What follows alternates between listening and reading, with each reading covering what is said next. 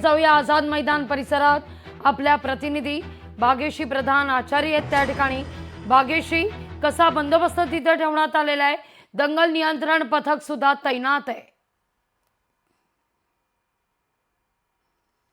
नागवी दंगल नियंत्रण पथक तैनात आहे। त्याचबरोबर 1500 पोलीस कर्मचारी जे आहेत ते तैनात करण्यात आले आहेत। 200च्या वर अधिकारी इथे तैनात असतील, 5 DCP तैनात असतील असं माहिती जी आहे ती सूत्रांकडून देण्यात आलेली आहे। सध्या जे मनोज जरांगे पाटील आहेत त्यांच्या समितीकडून देखील अनेक परीने तयारी करण्याचा प्रयत्न सुरू आहे। खरं तर त्यांचं असंही म्हणणं आहे की 15 दिवस झालेत BMCला लेटर दिलेलं आहे, मात्र BMCने त्या पद्धतीने तयारी केलेली नाही आणि आज सकाळपासून माणसं यायला सुरुवात झालेली आहे। आता खरं तर पावसाळ्याचे दिवस आहेत, त्यामुळे पावसाच्या दृष्टीने वॉटरप्रूफिंग असलेलं एक छप्पर जे आहे ते इथे टाकण्याच्या तयारीत आहेत ते। त्याचबरोबर पाण्याच्या बाटल्या, शौचालय, स्वच्छतागृह या सगळ्याची जी तयारी आहे ती आता लवकरात लवकर करावी लागणार आहे, कारण 15 दिवस होऊन देखील काहीच BMCने ॲक्शन घेतलेली नाही आहे आणि आता लोक यायला सुरुवात झालेली आहे तरी देखील तयारी नाही। नेमकं काय करायचं अशा पद्धतीचं प्रश्न त्यांना देखील आहे, मात्र आता त्यांनी तयारीला सुरुवात केलेली आहे।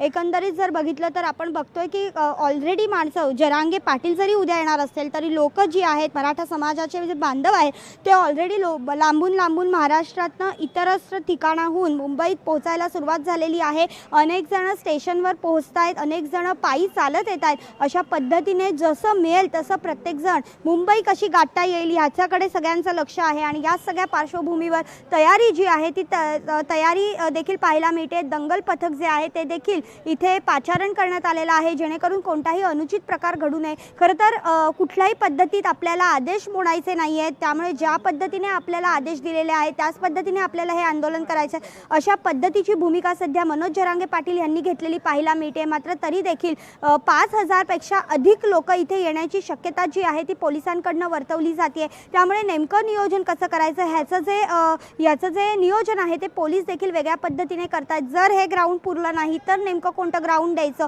तर मग शेजारचं ग्राउंड वापरू शकतो का, अशा पद्धतीचं नियोजन आपण करू शकतो का, यावर देखील एक विचार विनिमय जो आहे पोलिसांचा तो सुरू असल्याचं पाहायला मिळतंय। एकंदरीतच जर बघितलं तर संपूर्ण जे आझाद मैदान आहे ते सध्या मनोज जरांगे पाटील यांच्या आंदोलनासाठी रेडी असलेलं पाहायला मिळतंय। तयारी जी आहे ती सुरू असलेली पाहायला मिळते। गजबजलेलं हे आझाद मैदान सध्या पाहायला मिळतंय। त्यामुळे उद्या नेमके मनोज जरांगे पाटील इथे आल्यानंतर काय काय आणखीन तयारी असणार आहे, पोलीस नेमकं या संदर्भात काय भूमिका घेणार आहेत, महापालिका नेमकं काय पद्धतीने तयारी करणार आहे, कशा पद्धतीने त्यांना पाण्याच्या बाटल्या मिळणार आहेत का, खाणं पिणं मिळणार आहे का। खरं तर या कार्यकर्त्यांनी देखील त्यांच्याबरोबर खाण्यापिण्याची सोय व्हावी यासाठी गाड्या भरून खाद्यपदार्थ आणलेले आहेत। मग पदार्थ बनवण्यासाठी लागणाऱ्या ज्या गोष्टी आहेत त्या देखील त्यांनी आणलेल्या आहेत। त्यामुळे नेमकं आता हे आंदोलन कसं होतंय हे बघणं लागवी महत्त्वाचं ठरणार आहे सध्या तरी। अगदी भाग्यश्री, हा सगळा मुद्दा झाला वरिष्ठ पोलीस अधिकारी असू देत किंवा दंगल नियंत्रण पथक किंवा इतर पोलीस कर्मचारी तैनात असण्याचा, पण काही सिव्हिल ड्रेसमधले देखील पोलीस या सगळ्या आंदोलनावर नजर ठेवून असतील। CCTV फुटेजच्या आधारे कंट्रोल रूममधून या सगळ्या आंदोलनावर नजर ठेवली जाईल, कुठेही अनुचित प्रकार घडू नये या दृष्टिकोनातून। त्या दृष्टीनं काय विशेष खबरदारी आहे?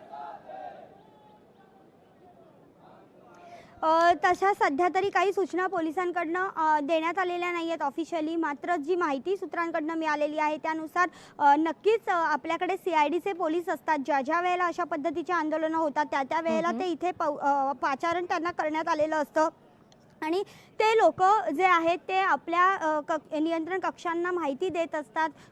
त्याचबरोबर आपण जर बघितलं तर CCTV फुटेज जे आहे ते सध्या तरी काही इथे लावलेले पाहायला मिळत नाही आहेत आझाद मैदानात। मात्र बाहेर कोणी दंगल करू नये किंवा बाहेर काही त्याचा प्रभाव पडू नये त्याचं कारण महत्त्वाचं म्हणजे गणेश उत्सव तोंडावर आहे। गणेश उत्सव सुरू आहे खरं तर आणि या सगळ्यामध्ये भाविक देखील आलेले आहेत मोठ्या प्रमाणात। लालबागच्या राजाचं दर्शन घेण्यासाठी भाविक मोठ्या प्रमाणात गर्दी करतात आणि या सगळ्यामध्ये या आंदोलनाचा कुठे फटका बाहेर बसू नये, भाविकांना त्याचा काही त्रास होऊ नये यासाठी मात्र नेमकं काय उपाययोजना पोलीस करतात यावर सगळेच लक्ष ठेवून असतील. आणि विशेष म्हणजे जे CCTV आहेत ते सगळ्या रस्त्यांवर लावलेले आहेत आपल्याकडे, त्यामुळे त्या रस्त्यांवरचे जे CCTV आहेत त्यामध्ये जर काही असे अनुचित प्रकार होताना पाहायला मिळाले तर मात्र पोलीस कारवाई करू शकतात. मात्र आझाद मैदान इथे खरं तर हे आंदोलनाचं क्षेत्र आहे, आंदोलनासाठीच इथे वर्षानुवर्ष जागा दिली जाते, त्यामुळे आझाद मैदान इथे तरी आता सध्या काही अगदी त्यामुळे CCTV या किंवा सगळ्या अशा घडामोडींवर गोष्टी मात्र अर्थातच प्रशासनाची ही नजर कायम असेल.